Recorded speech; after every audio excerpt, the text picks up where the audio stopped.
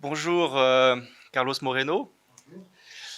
Carlos Moreno, vous êtes expert au sujet des villes et des territoires de demain. Vous êtes spécialiste du contrôle intelligent des systèmes complexes et vous êtes donc professeur des universités, chercheur, et vous travaillez notamment à l'Institut d'administration des entreprises de Paris, aussi appelé IAE. Vos recherches vous placent au cœur des thématiques de prospective relatives à la ville de demain et ce qu'on appelle la ville intelligente ou Smart City. Vous avez reçu la médaille de la prospective en 2019 par l'Académie française d'architecture et vous êtes particulièrement engagé sur le terrain et à travers le monde pour mettre à l'épreuve vos concepts et promouvoir la transformation de nos modes de vie et nos espaces urbains afin de répondre aux enjeux des villes, des métropoles au XXIe siècle. Alors, pour cette première question, je voudrais vous poser toute simple. Qu'est-ce qu'une ville intelligente ou, autrement dit, Smart City? Eh bien, tout d'abord, merci pour cette invitation. Je suis très, très honoré. Et bien sûr, mes travaux de recherche concernent les problématiques urbaines, les problématiques territoriales, nos modes de vie. Et le 21e siècle a une double particularité. La première, d'être donc un siècle essentiellement urbain, donc les gens vivent dans la majorité dans des villes, quelle que soit la taille, hein, petite, moyenne, grande, la métropole. Nous vivons donc essentiellement dans des villes, et ces villes sont traversées par des grandes menaces. Donc la menace climatique, d'abord, parce que nous avons donc aujourd'hui des impératifs à l'horizon 2050 de diminution radicale de nos émissions de CO2 si on veut contenir l'augmentation de température. Mais le 21e siècle est également le siècle de l'hyperconnectivité. Donc on est hyperconnecté partout au niveau de la planète, et donc forcément dans nos villes, nous débordant de tout type donc d'outils, des téléphones, des tablettes, d'ordinateurs, des réseaux, des messageries instantanées. Donc on appelle ça également le cycle de l'ubiquité, cette capacité à communiquer à tout instant. Et donc ce concept de ville intelligente est venu, on va dire, consacrer l'émergence de cette capacité à communiquer. Et quand le monde était envahi par la technologie, par les réseaux sociaux, par les plateformes, quand le monde urbain est devenu serviciel, et quand on a vu donc ces numériques être omniprésents, et il y a eu une tendance à l'époque qui était de croire que la technologie allait résoudre des problèmes aussi complexes des villes, qui peuvent être donc le climat, qui peuvent être donc les équilibres économiques, et en particulier la lutte contre la pauvreté, et de lutter contre ces phénomènes terribles d'exclusion sociale, et qui vont donc aujourd'hui de pair avec un climat délétère. Et donc le Smart City est sorti comme un concept où la technologie pouvait résoudre ces problématiques, et il a voulu, à coup d'algorithmes et à coup de capteurs, à coup de réseaux, faire une promesse qui était incapable donc d'être tenue, puisque finalement, dans un siècle d'hyperconnectivité, on n'a jamais été aussi déconnecté socialement, on n'a jamais été aussi dans nos propres bulles. On n'a jamais autant porté atteinte à la démocratie. On n'a jamais autant minoré les droits des citoyens. On n'a jamais autant vu le racisme et le populisme devenir même la doxa au niveau des grands pays du monde, comme ça a été les États-Unis d'Amérique, ou comme c'est le cas aujourd'hui au Brésil, et j'en passe ailleurs. Donc, j'ai travaillé sur Smart City dans la promesse technologique, comme ça pouvait être un outil, en disant c'est un outil merveilleux, mais ce n'est qu'un outil. Et en fait, le concept de Smart City a voulu transformer l'outil en fin en soi-même, et faire devenir la course à la technologie comme une course au bonheur, quand en fait, la technologie ne peut être que,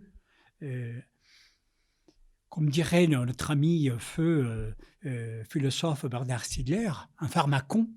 Ça peut être un remède comme ça peut être un poison terrible. Voilà. Donc c'est pour ça que, en ayant été pionnier dans la technologie, puisque c'est l'univers dans lequel je viens, les mathématiques, l'informatique, l'intelligence artificielle, j'ai pris les devants pour proposer d'autres chemins, d'aller m'inspirer des philosophes, des ethnologues, des sociologues, des urbanistes comme Jane Jacobs, qui ont développé ce concept de la ville vivante, de la ville inclusive, de la démocratie urbaine, de la participation citoyenne, et de remettre le valeur de l'homme au cœur de la ville et dire la technologie c'est très bien mais c'est un outil, rendons la ville humaine, rendons la ville vivante. Voilà mon combat qui m'a fait quitter les rives technologiques d'où je viens pour embrasser cette notion d'une ville au service des citoyens. Alors justement, pour vous, quelle est la place de l'humain dans ces villes dites intelligentes? Où placez-vous l'humain? Quelle est l'importance de l'humain dans ces nouvelles villes? En réalité, l'humain est au cœur de nos villes. L'humain, c'est le moteur de notre action quotidienne. L'humain, c'est donc les citoyens, c'est vous, c'est moi, c'est les jeunes, c'est les personnes fragiles, c'est les vieux, c'est tous ceux, quelles que soient leurs idées d'ailleurs, quelle que soit leur culture, qui vivent dans un territoire et qui doivent partager un certain nombre de ressources pour satisfaire des besoins dans un contexte dans lequel nos ressources ne sont pas illimitées et dans lesquels les déséquilibres économiques peuvent faire des ravages terribles donc, dans notre qualité de vie et dans lesquels donc, nous devons vivre ensemble pour trouver un débouché d'un humain qui soit d'abord rempli d'intelligence. Lui, pas la ville. Qui soit rempli de cœur. Lui, pas la ville. Qui soit rempli également d'altérité. Qui soit capable de trouver dans le regard de l'autre, non pas un adversaire ou un ennemi, mais tout simplement quelqu'un d'autre comme lui, humain, qui partage donc des lieux et des lieux qui doivent être des communs. Donc pour moi, la notion d'humanité dans la ville est la notion également des communs, c'est-à-dire tout ce qu'on partage, l'air, l'eau, la terre, la végétalisation, mais aussi des choses immatérielles que nous avons créées, l'espace public, des bâtis, mais également des choses immatérielles qu'on a forgées, les data, qui font partie aujourd'hui très présente de ce que nous laissons comme trace tous les jours.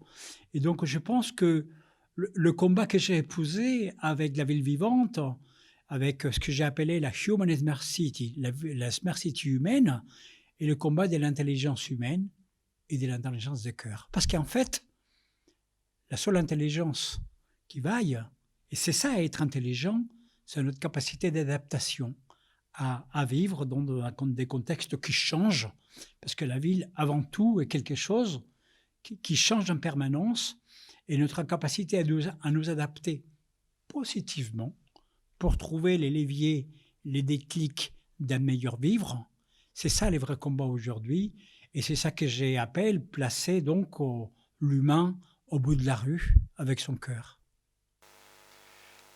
Aujourd'hui, un enjeu capital, c'est l'enjeu environnemental. Comment une ville de demain peut être davantage durable? Comment vous voyez une ville qui serait davantage durable, en tout cas qui serait plus précautionneuse de son environnement et de s'insérer dans son environnement? Nous sommes au cœur, avec votre question, des combats pour lesquels je me suis engagé et pour lesquels un certain nombre d'intellectuels, des penseurs qui réfléchissons et que nous nous engageons sur le combat de ce qu'on appelle donc les villes pour la vie, portons. Et je pense qu'aujourd'hui, au XXIe siècle, en 2021, dans la décennie 2020-2030, dans les deux décennies qui précèdent 2050, quand on parle de la neutralité carbone issue des accords de Paris, il ne peut pas y avoir une démarche humaniste si elle n'est pas profondément écologiste. L'écologie, je tiens à le rappeler, Et je tiens beaucoup aux étymologies. Ça vient du grec qui est oikos, et du logos, la connaissance, mais oikos, c'est la maison. C'est-à-dire que l'écologie comprend non pas uniquement prendre soin de nos ressources qui sont si fragiles, la nature, la biodiversité, l'air, bien sûr, mais également prendre en compte tout ce que ce siècle de l'Anthropocène a développé comme dégradation de notre habitat et de nos conditions de vie et des conditions de travail par notre propre activité humaine. C'est ça ce qu'on appelle l'Anthropocène. C'est ce que le prix Nobel Paul Jacob Crutzen a posé donc dans les années 2000 quand il a écrit son texte. Et donc aujourd'hui, parler de l'écologie et de l'humanisme, c'est parler de l'Anthropocène. C'est parler du fait que nous détruisons donc l'oikos, la maison, que nous sommes en train donc d'essayer la branche dans laquelle nous sommes non seulement assis, mais dans lesquels nous sommes aujourd'hui debout en train de taper dessus pour qu'elle tombe encore plus vite. Donc nous devons freiner cette course infernale à un mode de vie qui n'est pas durable. Nous sommes aujourd'hui à plus de 417 ppm et je suis né, il y en avait 300. Donc à moins de 60 ans, nous savons de tout des particules par million de CO2 qui nous montrent que nous avons droit au mur. Mais il ne suffit pas de prendre des mesures conservatoires par rapport à la biodiversité, par rapport à l'eau, par rapport à la manière comme nous gérons nos ressources naturelles. C'est plus profond encore. Et mon ami, mon maître aussi, le professeur Mohamed Younous, prix Nobel, que je salue, il a écrit un texte que j'invite tout le monde à le lire, qui s'appelle les triples zéros. Zéro carbone, zéro pauvreté, zéro exclusion. C'est ça sa définition à lui de ce qui est être durable. Être durable, ce n'est pas avoir un comportement uniquement écologique. Être durable, c'est également avoir un comportement dont notre économie devient donc compatible avec une manière de vivre qui soit plus frugale.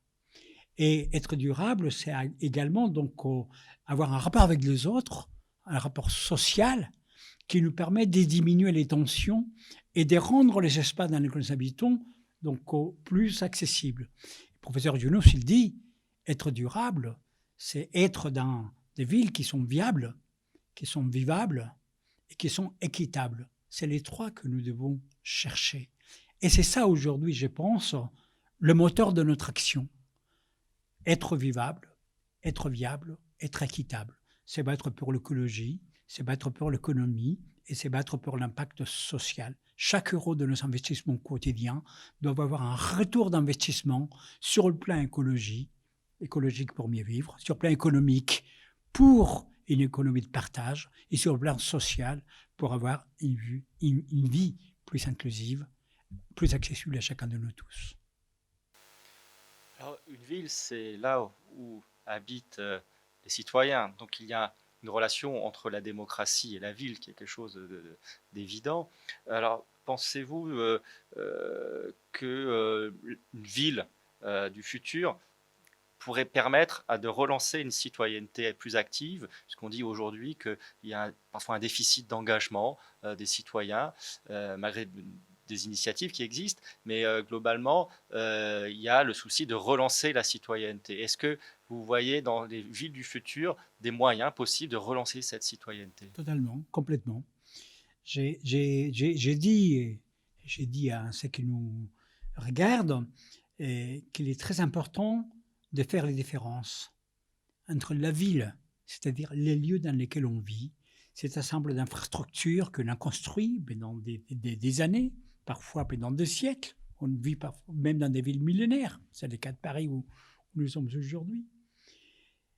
Et il faut faire les différences avec la cité, donc dans le sens grec du terme, polis, c'est-à-dire les règles qui relient les hommes et les femmes qui habitent dans un territoire.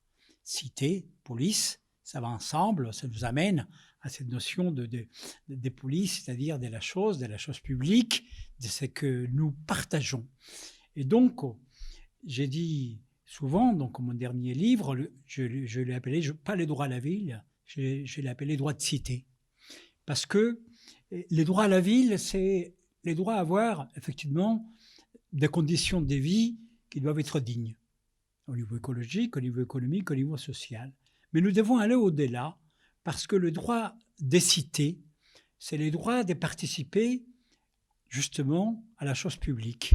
C'est le droit de participer aux actions qui nous relient dans les règles, dans les lois, dans les normes, mais également dans tout ce qui nous permet de donner la parole et de donner l'expression à chacun de nous pour que le mot si ancien, qui remonte également au grec démocratie, prenne aujourd'hui sa pleine puissance dans un monde dans lequel cette démocratie super au profit d'un certain nombre de doxas, d'un certain nombre de post-vérités, comme on les appelle, d'un certain nombre de fake news dans tous les sens qui nous envahissent et qui finalement occupent notre esprit avec parfois des résultats absolument terribles sur le plan social. Donc c'est paradoxal parce que jamais on n'a jamais pu autant s'exprimer avec nos réseaux sociaux, avec nos téléphones, on a une accessibilité à l'information en temps réel.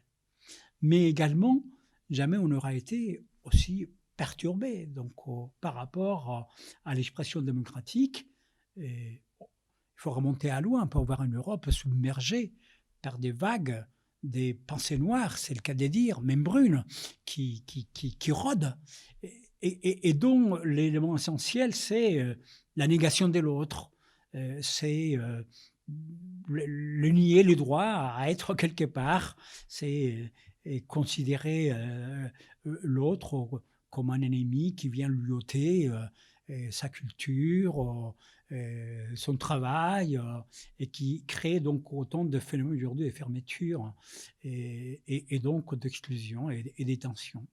Donc je pense que nous devons revendiquer les droits de la cité, que les nouvelles technologies nous permettent d'accéder à ce que nous appelons donc les civic tech. Les civic tech, c'est les nouvelles technologies au service de la participation citoyenne, de la démocratie, de l'expression. C'est générer également des espaces d'action, les budgets participatifs et la manière de créer de la mobilisation donc pour des manières positives et aller vers un climat donc qui soit constructif. Et je pense que les bons niveaux d'implication, pour moi, c'est la vie des quartiers, c'est la vie des proximités. Je pense que notre grande difficulté qui met aujourd'hui la démocratie en danger, c'est de vivre dans l'anonymat, de vivre dans des villes qui sont en permanence donc, dans le stress, dans l'angoisse, où le temps a été perdu, où le temps utile, le temps de la réflexion, le temps de la créativité, le temps de s'occuper de l'autre a disparu. Où le seul temps que nous reste, c'est les temps pour nous lever tôt, pour voyager, prendre un transport, travailler, retourner, et entre-temps, il ne s'est rien passé. Donc je pense qu'on a perdu le temps qui est devenu un produit dans lequel donc sa matière, les heures, les minutes et les secondes nous a encapsulés dans un résultat qui est perdre notre vie pour la gagner. Et que donc finalement, les interstices démocratiques qui sont familiaux, qui sont dans notre rue, qui sont dans notre immeuble, qui sont dans les squares, qui sont dans l'espace public, qui sont dans les agoras, qui sont dans des lieux ouverts pour que la parole citoyenne puisse circuler, ce sont à minuit. Donc il n'y en a plus et sont devenus de plus en plus restreints. Et cette parole qui ne circule plus est une parole qui se referme et qui se trouve dans des pensées, qui devient des pensées exclusives quand la situation économique fait que ça ne va pas très fort et que donc on le sait depuis longtemps, c'est très vite de trouver donc le bouc émissaire. Et donc, il a pris plein de formes au travers de notre histoire. Aujourd'hui, il vient prendre également de nouvelles formes. Donc, je pense que nous devons, avec la Civic Tech, avec des espaces de démocratie, avec des lieux de rencontre, avec des lieux de forum, avec des lieux de création, des lieux dans lesquels l'art puisse infuser et dans lesquels une pensée ouverte vers le monde puisse être fluide. Et les lieux pour que ça puisse créer de la lumière, c'est la proximité, c'est l'ancrage des proximités. Il faut sauvegarder, comme la prunelle de nos yeux, chaque espace dans la proximité qui nous permet de nous agréger à 10, à 20, à 50, à 100, à 200, à 300. On n'en a pas besoin d'être à 1 million à un seul endroit en même temps. Ça arrive une fois exceptionnellement, dans les grandes places, les grandes manifestations. Mais ce qui reste, c'est ce que nous avons dans les liens sociaux quotidiens, dans la proximité, dans les quartiers. C'est pour ça que mon travail, depuis maintenant plusieurs années, je l'ai beaucoup centré sur ce que j'appelle la proximité heureuse, la ville du quart d'heure. Donc des espaces, des brassages, des espaces, des mélanges, des espaces, des discussions, des espaces dans lesquels on construit, dans une vie de quartier, un univers dans lequel la bienveillance, l'altérité seront au rendez-vous comme ciment donc d'une démarche qui nous permet de reconquérir la vie urbaine. Vous ne pouvez qu'approuver le projet que nous menons ici au patronage avec Jules Vallès, puisque c'était un lieu de rencontre, un lieu d'échange, justement, comme vous dites, qui prône l'altérité, qui prône le local. Ici même, il y a un peu plus d'un an, le philosophe Marc Répon était venu pour un cycle qui concernait la démocratie de demain, et il avait beaucoup insisté, comme vous, sur que la démocratie pourrait se sauver par le local, par l'ancrage sur le local, et c'est pour lui quasiment peut-être même le seul salut possible, contre quoi on pourrait lutter, c'est avec les impasses aujourd'hui de la démocratie. Je voulais vous poser ici une question sur les libertés. Vous avez parlé des droits. Les villes dites intelligentes sont gourmandes en data parce qu'elles stackent de nombreuses données relatives à la vie privée des personnes. Quels seraient, selon vous, des moyens possibles de contrôle qui permettraient de lutter contre une intrusion peut-être massive, parfois même dans la vie privée des citoyens? Est-ce qu'il y aurait quelque chose de régulation là-dessus qui permettrait d'éviter des violations de la vie privée et justement de conserver le droit à la vie privée? Tout à fait, c'est un sujet clé, et d'autant plus que c'est assez paradoxal dans un pays comme la France, un pays dans lequel nous tenons beaucoup à nos libertés individuelles. On est un des pays qui dispose donc des CNIL, qui peut veiller sur les libertés, qui veille sur les libertés, que nous pouvons saisir d'ailleurs quand on veut, quand on considère qu'on n'est pas respecté dans nos propres droits. Et en même temps, c'est assez paradoxal parce que nous sommes dans un pays où chacun de nous est producteur de données, et souvent donc on donne pratiquement notre agrément pour laisser nos données juste en fonction des balades que les gens font sur le net. Acceptez-vous, acceptez-vous, acceptez-vous, histoire de lire une petite histoire. Et donc, le nombre de gens qui acceptent tranquillement tout, c'est assez effarant d'ailleurs quand on compare. Donc, le niveau d'exigence individuelle que nous pouvons avoir sur l'anonymisation des données versus le nombre de cookies qu'on peut accepter en permanence pour accéder à telle news, à telle actualité, à telle information, résultat de tel match, etc. Donc, c'est assez particulier. Et ça m'amène à une chose qui m'a beaucoup fait réfléchir. D'ailleurs, j'ai eu à travailler avec la CNIL sur un dossier qui sont faits justement sur les libertés publiques, la data et nos comportements individuels. Et moi, j'ai fait partie de ceux qui considèrent que le mot régulation, c'est pas un gros mot, que la régulation est indispensable. Je fais partie de ceux qui considèrent que les data, c'est quelque chose qui ne doit pas être laissé tout simplement donc, à une économie qui les gère comme elle veut, donc en fonction de l'offre et la demande. Et je considère également que nos données personnelles Et c'est quelque chose qui, dans ce monde extrêmement numérisé, et donne énormément d'accès à qui nous sommes et qui nous transforme souvent en objet vivant de marketing et des cibles.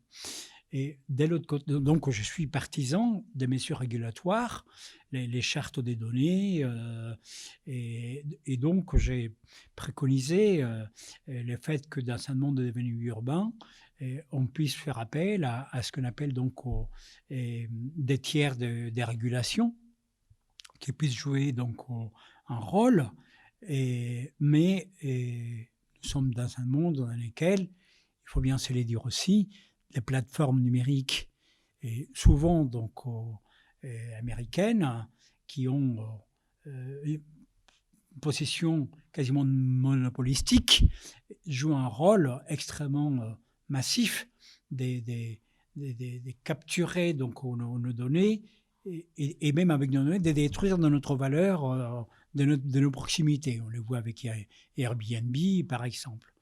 Et moi, je dirais que on a une hygiène, je reprends le mot de Nicolas Curien, donc, qui vient de quitter les CSA, qui a développé donc un concept d'écologie numérique dans lequel il inclut quelque chose qui s'appelle l'hygiène numérique.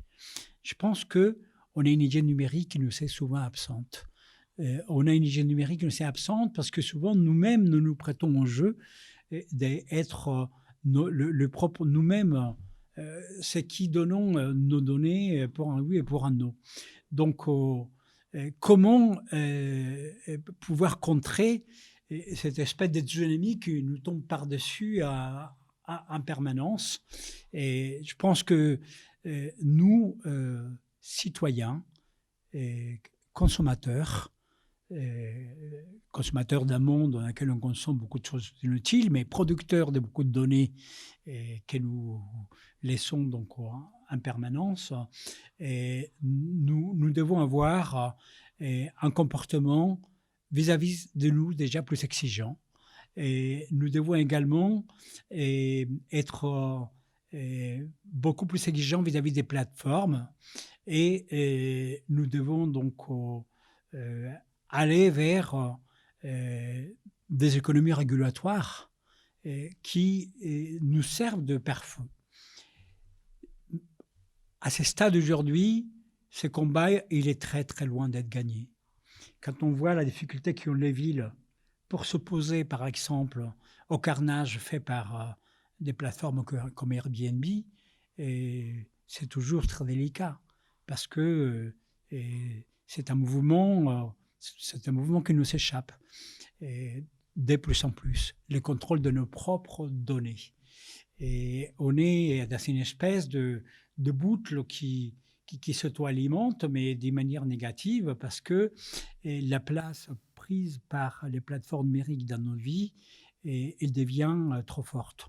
Donc, moi j'ai dit, et j'ai fait les liens avec le sujet précédent, lutter pour l'hygiène numérique, c'est également dire aux uns et aux autres que quand nous sommes capables de développer une proximité, un ancrage local, sortir de la virtualité, aller vers la réalité, rencontrer le voisin, aller chez le commerce de proximité, et acheter ses fruits donc chez les marchés que nous avons à côté, aller à la librairie, acheter un vrai livre, avoir des vrais services dans nos rues, et être capable d'incarner la rue, être capable d'aller dans des espaces de culture, être capable d'aller à une vraie expo, et aller écouter des vrais conteurs, des vraies histoires, et rencontrer des vrais gens. C'est ça, les vrais pare-feu face à la virtualité qui, elle, nous désincarne, qui, elle, nous enlève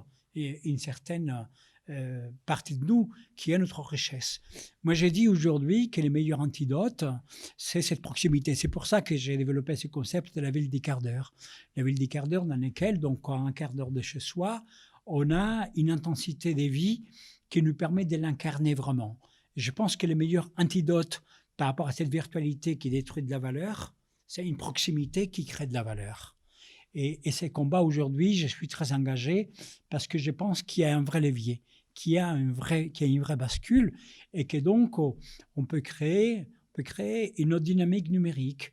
On peut créer un numérique plus inclusif, plus participatif, et dans lequel on puisse amener les gens donc à être porteurs de nouveaux interstices et lutter contre notre vrai ennemi qui est l'isolement. Plus les gens sont isolés, plus les gens sont dans leur bulle, plus leur donner, c'est un peu n'importe quoi.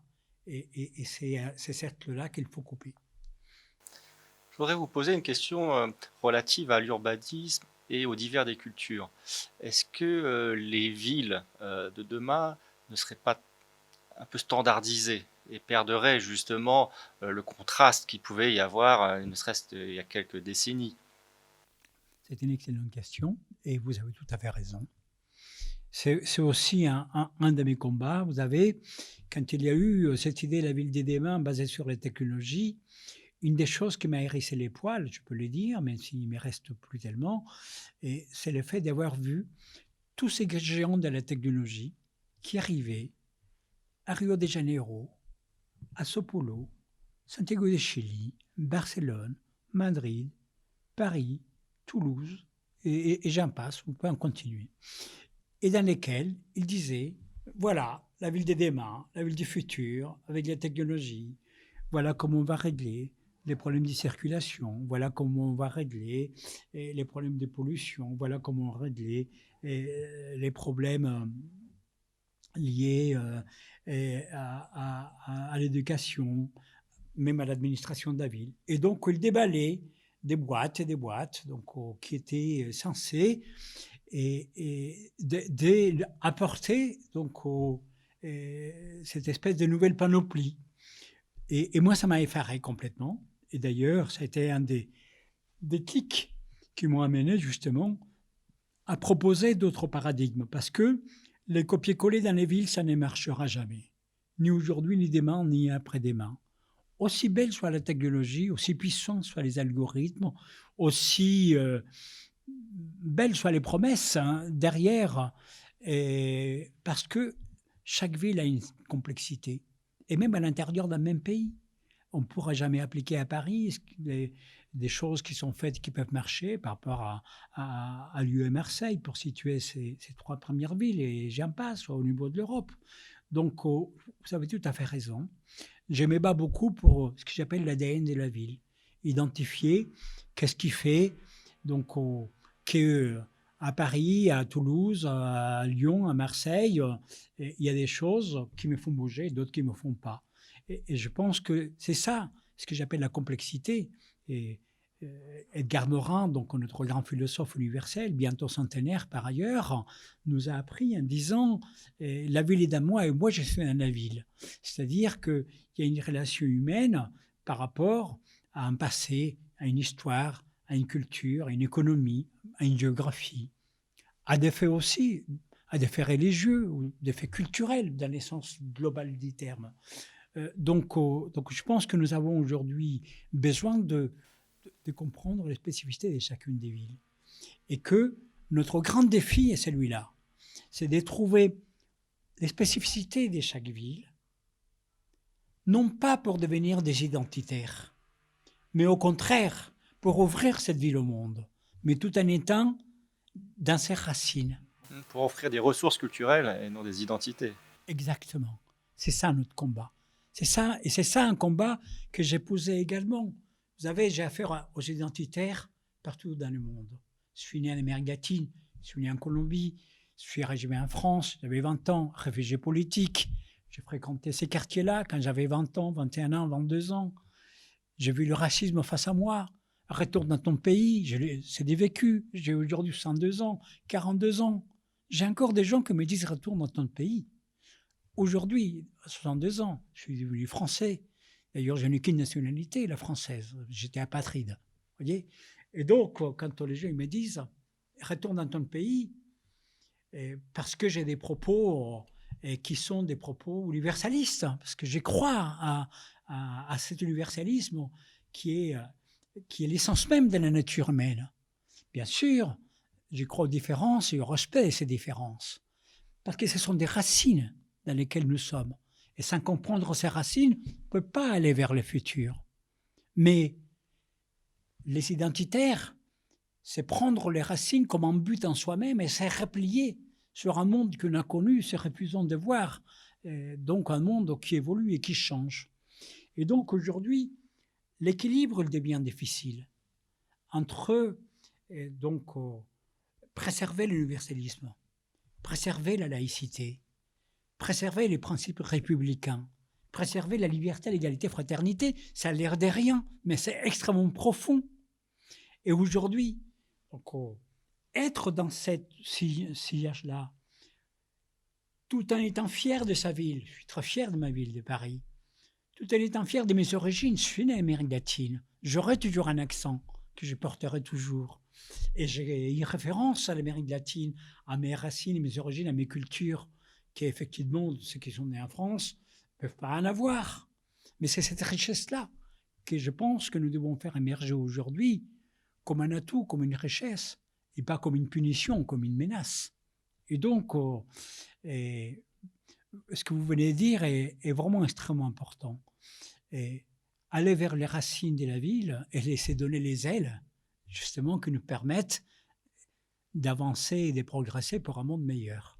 Ces racines des ailes, donc on connaît tous, et c'est même un gimmick, mais je pense que ça n'a jamais été aussi vrai. Alors Carlos Moreno, puisqu'il va falloir bientôt conclure cette interview, je voudrais vous poser une question. Vous êtes conseiller auprès de nombreux acteurs nationaux et internationaux donc sur cette aide de la ville de demain et notamment de la ville de Paris.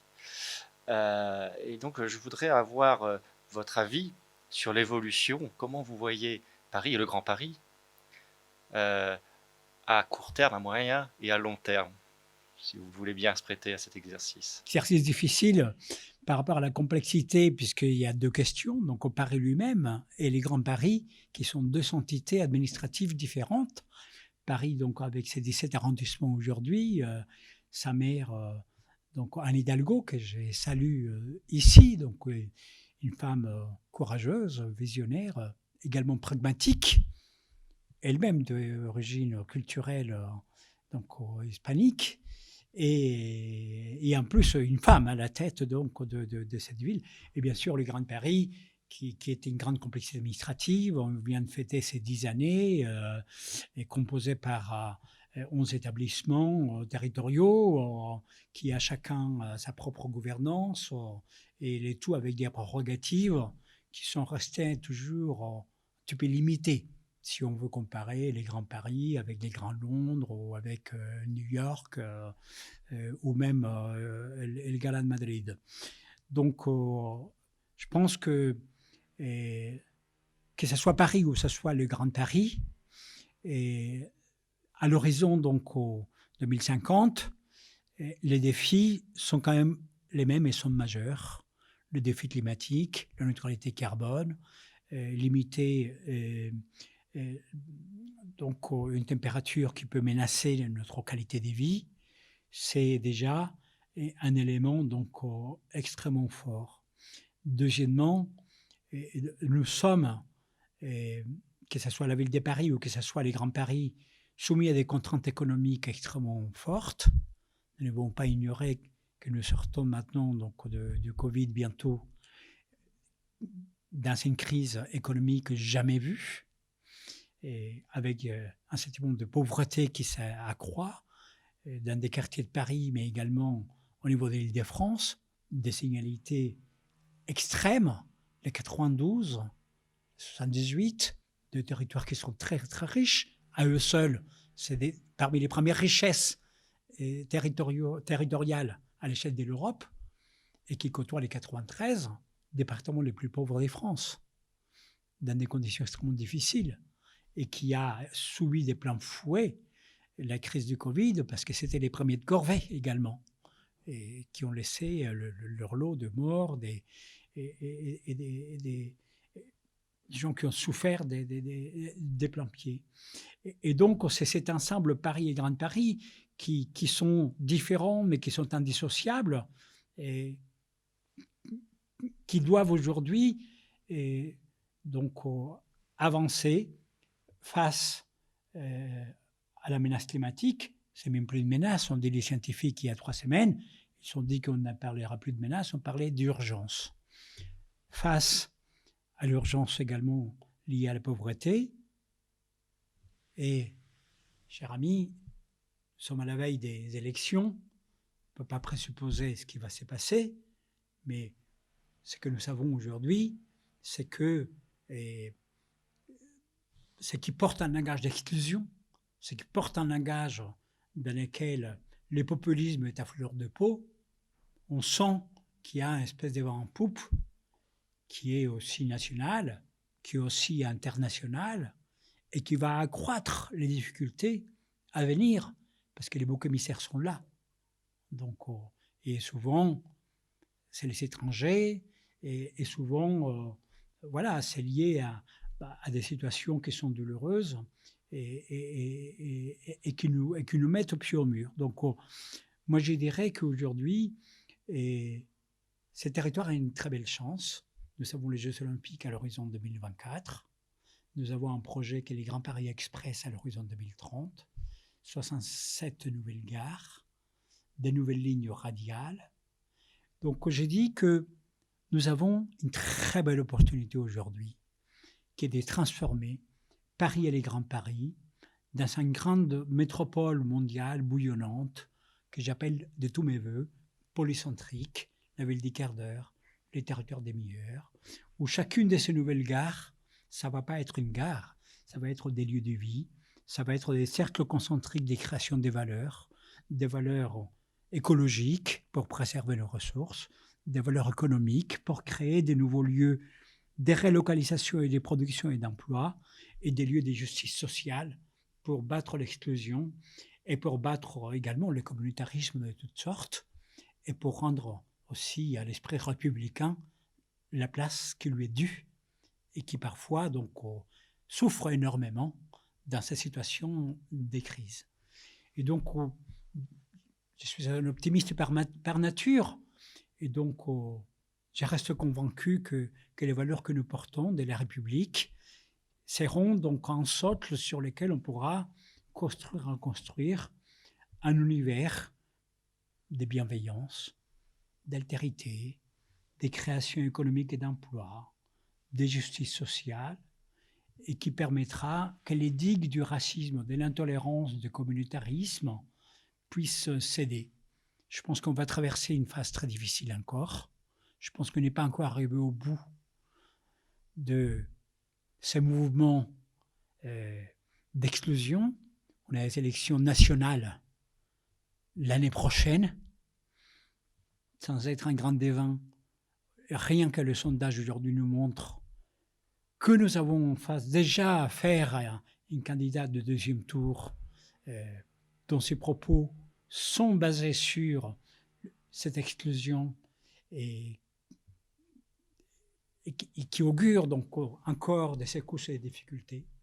Mais j'ai fait confiance à la proximité, j'ai fait confiance aux Parisiens et aux Parisiennes, j'ai fait confiance à ces grands Paris populaires, mais également à cette classe moyenne pour se ressaisir et nous offrir donc un chemin républicain qui reste quand même à reconquérir.